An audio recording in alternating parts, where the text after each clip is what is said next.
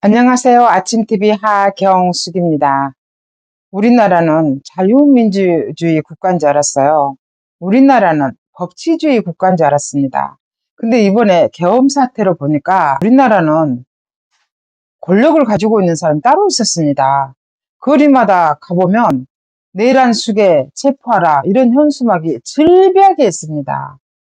근데 대통령이 내란죄라고 어디서도 나온 적이 없잖아요. 근데 야당에서 그렇게 현수막을 걸어놓고 있습니다. 이게 뭐냐면 배당 정치, 진짜 선동선전 정치, 이거를 지금 야당에서 하고 있는데요. 심지어는 SNS에 어떤 게 떠다니지 아세요? 윤석열 대통령의 생활기록부가 떠돌아다니는데요. 내용이 뭔지 아세요? 읽어드릴게요. 1번, 재능이 없고 성실하지 않으며 교칙에 순응하지 않고 고집이 세며 고자세임. 2. 또한 꾸지람하면 오만 불손하며 그부들 위해 군림하고 싶어함. 이렇게 만들어진 생활기록부가 SNS에 떠돌아다녀요. 이거를 받은 사람이 페이크지? 그러니까 진짜야? 이러더라는 거예요. 이게 진짜라고 하면서 떠돌아다닙니다. 근데 윤석열 대통령 어렸을 때 부모가 교수였잖아요. 부유했어요. 그리고 이 사람은 서울 출신이잖아요. 근데 선생님이 60이 넘은 윤석열 대통령이 다닐 때 국민학교, 그때는 국민학교라고 했거든요. 국민학교 선생님이 이렇게 써질 리가 없어요. 상식적으로. 근데 이게 누군가가 이렇게 만들어가지고 SNS에 퍼 나르고 있습니다. 야, 사람 하나 죽이는 거 금방이네.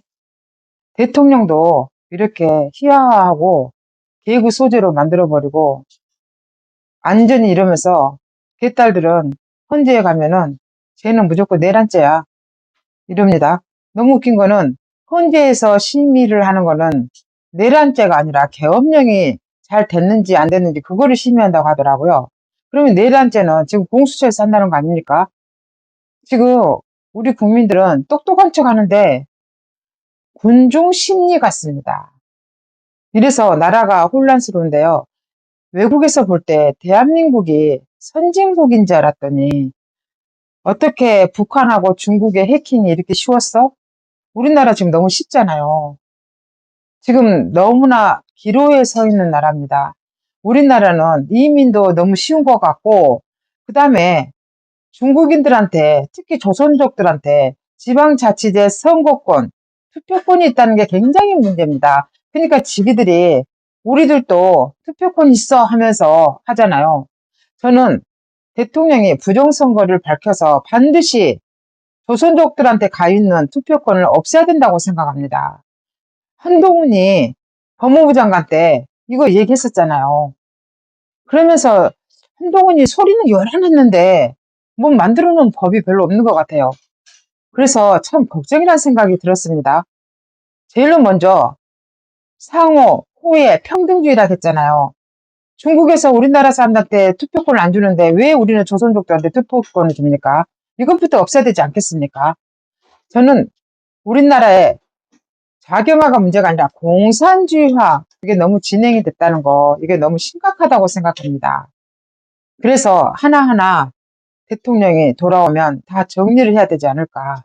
지난 회기와 이번 회기 국회의원들이 만든, 통과시킨 많은 법들을 저는 하나하나 따져보고 전부 되돌려야 된다고 생각합니다.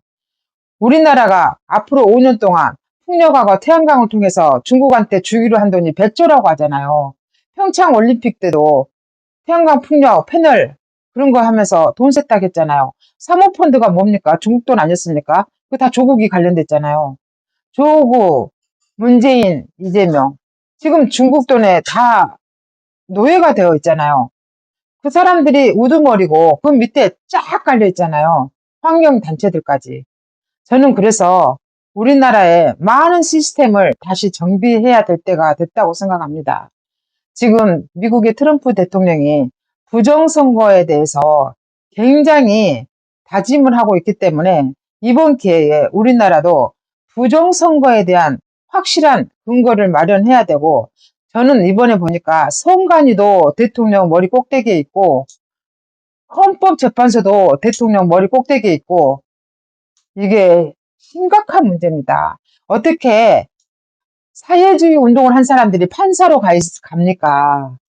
이게 문제라 그겁니다. 점점 우리들이 너무 모르고 있었던 사실에 대해서 하나하나 알게 됨으로써 대한민국이 얼마나 심각하게 변질되어 가고 있는지, 대한민국이 지금 북한과 중국의 먹잇감이 되어 가고 있는지 그걸 보고 있으니까 사실 잠이 오지 않습니다.